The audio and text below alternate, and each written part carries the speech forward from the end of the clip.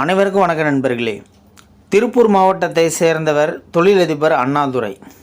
இவரது மகள் ரிதன்யாவிற்கும் அதே மாவட்டத்தை சேர்ந்த காங்கிரஸ் கட்சி தலைவர் கிருஷ்ணனின் பேரன் கவின்குமாரை ரிதன்யா ஏப்ரல் 11, 2025 அன்று கவின்குமாரை மணந்தார்.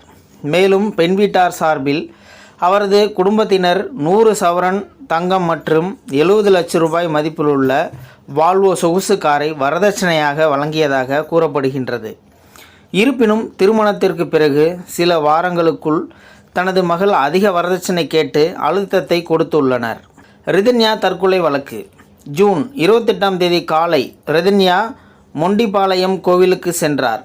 சில மணி நேரம் கழித்து அவர் தனது காரில் ரிதன்யா மயக்கமடைந்த நிலையில் காணப்பட்டார். உடனே அவிநாசி அரசு மருத்துவமனைக்கு ரிதன்யா கொண்டு வரப்பட்ட போது இறந்துவிட்டதாக மருத்துவர்கள் தெரிவித்தனர். ரிதன்யா இறப்பதற்கு முன் தனது தந்தைக்கு ஆடியோ ஒன்றை அனுப்பியுள்ளார். அதில் ரிதன்யா தனது மாமியார் மற்றும் அவரது கணவரால் மன ரீதியாக சித்திரவதை செய்யப்பட்டதாகவும் உடல் ரீதியாகவும் தாக்கப்பட்டதாகவும் குற்றம் சாட்டினார். அவர்கள் என்னை காயப்படுத்தி அவமானப்படுத்தி உள்ளனர். நான் உங்களுக்கு வாழ்நாள் முழுவதும் சுமையாக இருக்க விரும்பவில்லை என்று கூறியுள்ளார். மேலும் எனது மரணத்திற்கு காரணம் இவர்கள்தான் என்று குறிப்பிட்டு இருந்தார். ஆரம்பத்தில் BNSS பிரிவு திருமணமான 7 ஆண்டுகளுக்குள் ஒரு பெண்ணின் தற்கொலையின் கீழ் போலீசார் வழக்கு பதிவு செய்தனர். பின்னர் FIR 85 கணவர் அல்லது உறவினர்களால் கொடுமைப்படுத்தப்படுதல் மற்றும் 108 தற்கொலைக்கு தூண்டுதல் ஆகியவற்றை சேர்க்க மாற்றப்பட்டது. கவின்குமார் ஜாமீன் கோரி உயர்நீதிமன்றத்தில் மனு.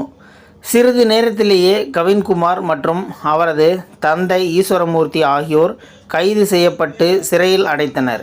இதனைத் தொடர்ந்து கவின்குமார் மற்றும் மாமியார் சித்ராதேவி, மாமனார் ஈஸ்வரமூர்த்தி உள்ளிட்டோர் ஜாமீன் கோரி திருப்பூர் மாவட்ட முதன்மை அமர்வு நீதிமன்றத்தில் மனு தாக்கல் செய்து இருந்தனர். கைது செய்யப்பட்ட இருவருக்கும் ஜாமீன் வழங்க ரிதன்யாவின் குடும்பத்தினர் எதிர்ப்பு தெரிவித்த நிலையில் நீதிமன்றம் அந்த மனுவை தள்ளுபடி செய்து உத்தரவிட்டது.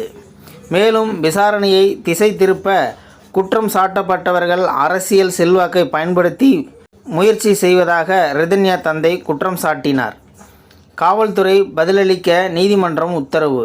இந்த நிலையில் ரிதன்யாவின் கணவர் கவின்குமார், மாமியார் சித்ராதேவி, மாமனார் ஈஸ்வரமூர்த்தி உள்ளிட்டோர் ஜாமீன் கோரி சென்னை உயர்நீதிமன்றத்தில் மனு தாக்கல் செய்திருந்தனர். இந்த மனு மீதான விசாரணை உயர்நீதிமன்ற நீதிபதி நிர்மல்குமார் அமர்வு முன் விசாரணைக்கு வந்தது. அப்போது இந்த 3 பேருக்கும் ஜாமீன் வழங்கக்கூடாது என்று கூறி ரிதன்யாவின் தந்தை எதிர்ப்பு மனு அளித்ததாக கூறப்படுகின்றது. இதனைத் தொடர்ந்து காவல்துறை தரப்பில் ரிதன்யாவின் தந்தை அண்ணாதுரை அளித்த மனுவிற்கு பதிலளிக்க கால அவகாசம் கூறியது.